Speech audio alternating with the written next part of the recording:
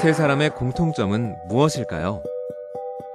이들은 모두 뇌전증에 시달렸습니다. 뇌전증은 이미 2000년 전 히포크라테스가 치료법을 제시했을 만큼 오래된 질환입니다. 신경세포에 일시적이고 불규칙한 이상 흥분 현상으로 인해 경련이 발생하는 질환이 바로 뇌전증입니다. 그렇다면 우리나라 등록 뇌전증 장애인의 수는 얼마나 될까요?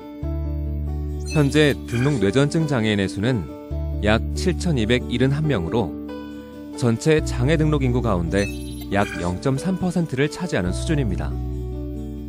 그러나 국내의 실제 뇌전증 장애인의 수는 약 30만 명으로 추정되고 있습니다. 그렇다면 왜 뇌전증 장애인들은 자신을 숨기는 것일까요? 정신질환의 일종이고 악마가 들어와서 생기고 또 남한테 전염될 수도 있다라는 이러한 황당하고 말이 안 되는 편견 때문에 환자 스스로 굉장히 창피해하고 또 부인하려고 하는 경향이 다분히 있습니다. 뇌전증 장애인이 자신을 드러내지 못하는 또 다른 이유도 있습니다. 뇌전증이 있는 장애인이 보험에 가입하려고 하면 과거 뇌전증을 앓았다는 병력만으로 차별을 받거나 심지어는 가입을 못하게 되는 경우도 있고요. 그 밖에도 여러 가지 운전이라든지 기타 다른 사회생활, 직장을 구한다든지 이런 데도 문제가 많죠. 뇌전증 장애인을 힘들게 만드는 우리 사회의 편견은 또 있습니다.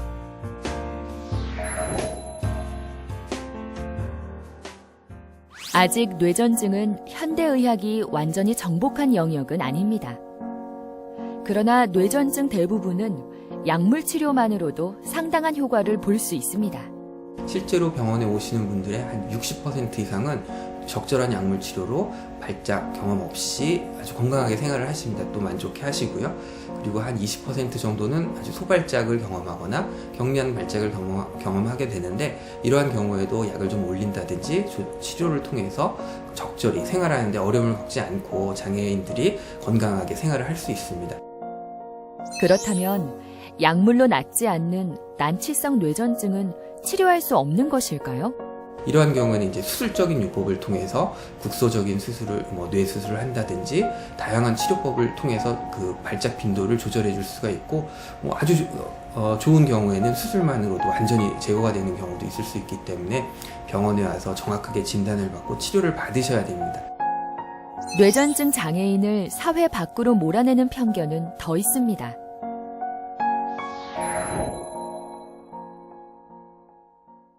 그러나 알려진 것과 달리 뇌전증은 매우 흔한 질환으로 분류되고 있습니다.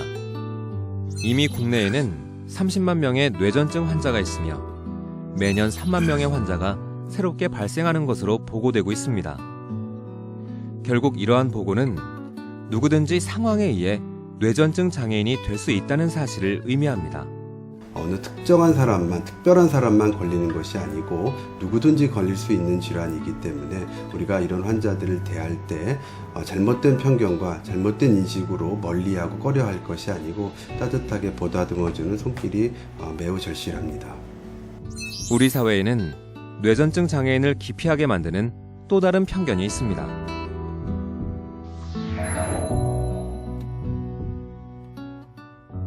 갑자기 쓰러져 온몸을 부르르 떨고 거품을 물며 발작하는 비정상적이고 낯선 증상을 보이기도 하는 뇌전증.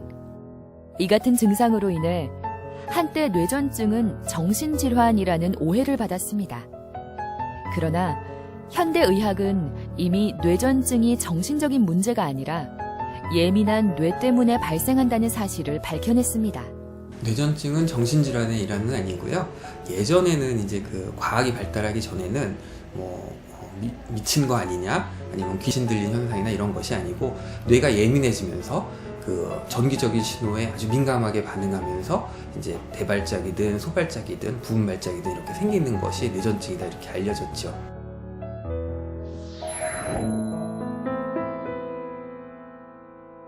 뇌전증이라는 꼬리표로 인해 취업에서 불이익을 받는 사람들이 있습니다. 그러나 조금의 이해와 배려가 있다면 뇌전증 장애인도 얼마든지 함께 일할 수 있습니다. 충남 부여의 한 우체국에서 일하고 있는 김선영 씨가 그 대표적 사례가 될 수 있습니다. 뇌전증으로 인한 선영 씨의 갑작스러운 발작은 처음에는 동료들을 당황하게 만들기도 했습니다. 함께 식사하는 자리였는데요. 그때가 마침 우리 국장님 생신이었어요. 근데 이제 생일 축하합니다 노래를 다 끝나고서 촛불 끄는 것까지 봤는데 그때 이후로 기억이 없는 거예요. 그래가지고 그게 아무래도 처음 발작이었던 것 같아요. 그런데 이제 어느 정도 시간이 지나고서 깨보니까 정신이 들어보니까 우리 남편도 와 있고 우리 직원들이 막 놀래가지고 눈이 휘둥그레진 거죠. 점심 먹다가. 전 발작 근사로 쓰러지는 것을 처음 봤기 때문에 정말 많이 놀랐었는데요. 그렇게 발작 증세가 일어나서 쓰러졌을 때 너무 위험하기도 하고 조금 저로서는 진짜 큰 충격이었어요. 못 볼 것을 보였다는 부끄러움과 동료들에 대한 미안함으로 선영 씨는 한때 일을 그만둘 결심을 하기도 했습니다. 그러나 선영 씨를 향한 동료들의 배려와 격려는 오히려 선영 씨가 다시 일어서는 힘이 됐습니다. 뇌전증이 근무하는데 아무런 문제가 되질 않았었고 가끔씩 발작이 있더라도 우리 동료 직원이나 저나 조금만 배려하고 이해한다면 전혀 문제되지 않았어요. 그것 때문에 본인이 그만두게 된다면 그거는 사회나 본인 스스로한테도 큰 손해가 될 거라고 생각했습니다. 동료들 덕분에 선영 씨는 함께 웃고 울 수 있는 일터의 소중한 동료로 남을 수 있었습니다. 중요한 것은 물론 직장의 동료가 같이 배려해주고 같이 함께 협력해주는 것이 중요하지요. 그다음에 또 중요한 게 한 가지 더 있는 건 뭐냐면 제 마음 스스로가 마음을 여는 것이 굉장히 중요하다고 생각해요. 제가 이제 아프고 나서 다음날 출근을 하거나 쓰러졌다가 정신을 차릴 때 이럴 때에 우리 동료들을 대할 때 어제는 많이 놀랬지? 이제 나 때문에 고생 많았네 이렇게 웃으면서 그 모습을 자연스럽게 넘기는 것이 내 스스로에게 더 당당하면서 뇌전증과 친구로서 함께 가는 것이라고 저는 생각을 합니다. 누구보다 당당하게 자신의 일을 지켜가는 선영 씨. 이해와 배려는 뇌전증 장애인의 삶을 바꾸는 가장 큰 힘입니다.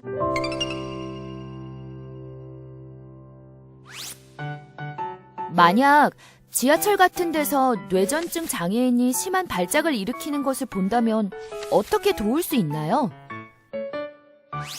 뇌전증 장애인의 발작을 보게 될 경우 당황하지 말고 차분한 태도를 유지하는 것이 중요합니다. 대부분 뇌전증 장애인의 발작은 몇 분 이내에 끝나게 됩니다. 발작이 시작되면 다른 사람이 멈추기는 사실상 불가능합니다. 결국 자연적으로 뇌전증 장애인의 발작이 멎을 때까지 기다릴 수밖에 없습니다. 발작 중에 절대로 환자의 입안에 뭔가를 넣지 않는 것도 중요합니다. 다만 몇 가지 도움을 줄 수는 있습니다. 우선 뇌전증 장애인이 안경을 끼고 있다면 벗겨주고 입고 있는 옷의 단추나 벨트 등을 풀어서 느슨하게 하고 주변의 위험한 물건은 치우는 게 좋습니다. 그리고 반드시 알아야 할 사실이 하나 있습니다. 대부분의 뇌전증 장애인들은 3분 내에 이게 대발작이 멈춥니다.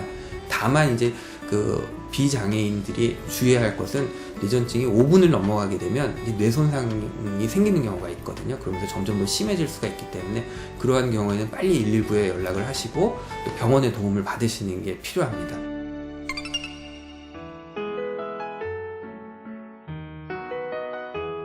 제가 뇌전증 환우들이 하는 모임을 가입한 게 있어서 그 모임을 함께 참석하고 있는데요.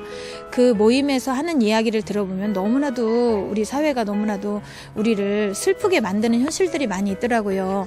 왜 그러냐면 직장에서 뇌전증이라는 그 장애 하나만으로 소위 말하는 왕따를 당한다거나 아니면 뇌전증 때문에 함께하기를 꺼려하는 그런 현실들이 너무나도 우리를 슬프게 많이 하거든요. 그러다 보니까 지금 환자로 등록돼 있는 환우들보다는 오히려 숨기고 그것을 겉으로 드러내지 않는 환우들이 너무나도 많아요. 어떻게 보면 그분들은 몸이 아픈 게 아니라 마음이 지금 많이 아픈 상태거든요. 우리가 이제 뇌전증이라고 생각하면 사실 너무도 꺼려하고 그러는데 우리가 한 번에 그분들의 시선을 한 번에 바꿀 수는 없는 일일 거예요. 하나씩 그리고 조금씩 시선을 바꾸다 보면 우리 뇌전증도 고혈압이나 당뇨나 이런 거 있으면 쉽게 이야기하는 것처럼 나 또한 나 뇌전증 있어 이러면 그래? 그럼 우리 조심하면 되지 뭐. 이렇게 관계가 쉽게 함께 공유해 나갈 수 있는 그런 사회가 정말 아름다운 사회가 아닐까 생각을 합니다.